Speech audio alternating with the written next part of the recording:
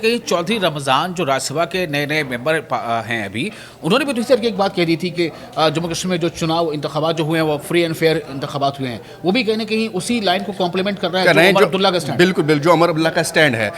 यहाँ मैं एक और चीज़ बताऊँ, कांग्रेस जैसे हम अभी बात कर रहे थे कि क्या अब वो वक्त आ गया है कि जम्मू कश्मीर में एनसी और कांग्रेस का इत्तेहाद खत्म हो जाए। देखिए, कांग्रेस के जो लीडरशिप है या कांग्रेस के जो कैडर है उसमें मुझे लगता है कि नाराजगी तो है।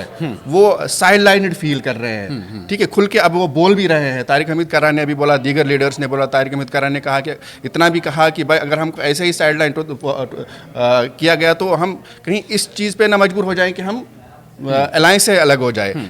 लेकिन जब उनसे वापस सवाल किया गया कि क्या मतलब कब हो सकता है, क्या ऐसा हो सकता है, उन्होंने उस पर क्लियर भी जवाब नहीं दिया। तो हम शायद ये भी नहीं अभी कह सकते हैं कि नहीं रिसेंट डेज में ऐसा हो सकता है, आने वाले दिनों में। लेकिन ये है कि अंदर अंदर नाराजगी बढ़ती जा रही है। अच्छा, बीजेपी भी जाहिर सी बात है कि बीजेपी अपोजिशन जमात है और बीजेपी के सामने कांग्रेस और नेशनल कॉन्फ्रेंस का इत्तेहाद है।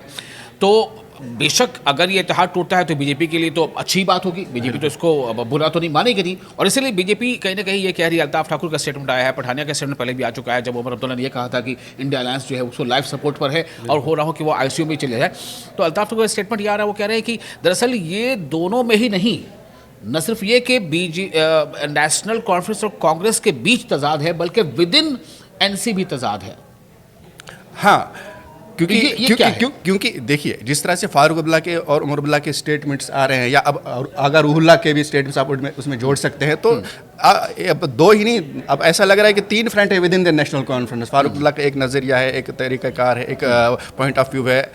उमर अब्दुल्ला थोड़ा उससे डिफरेंट दिख रहे हैं, और अगर रूहुल्लाह तो अलग ही लाइन पे चलते हैं, उनके अपने अलग ही लाइन है। तो बीजेपी के लिए तो मौका है उनको ये करने। ये तो मुझे सिर्फ बीजेपी नहीं, बहुत सारे हल्के ऐसे बोल रहे हैं कि भाई अलग अलग पार्टी में ही थोड़ा सा तजाद है, अलग अलग लाइन्स हैं। चलिए, मैं फाइनल क्वेश्चन कर रहा हूँ। खबर की तह में, इस खबर के तह में क्या, ये बताएं, इस खबर के तह में क्या ये सिर्फ एक पॉलिटिकल गिमिक है या वाकई एक कहीं ना कहीं डिसएग्रीमेंट है बहुत संगीन किस्म का?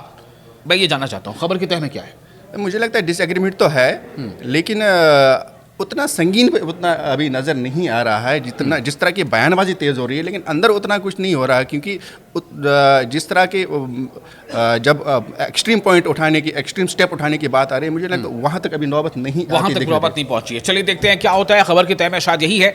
अब दूसरी जो खबर हमने आपसे जिक्र किया था कि मौसम का बदलता रुख और जो दर्ज हरारत पर लगातार ग्राफ नीचे जा रहा है, उसने कई मुल्क मतलब जो मुल्क के जो हिस्से हैं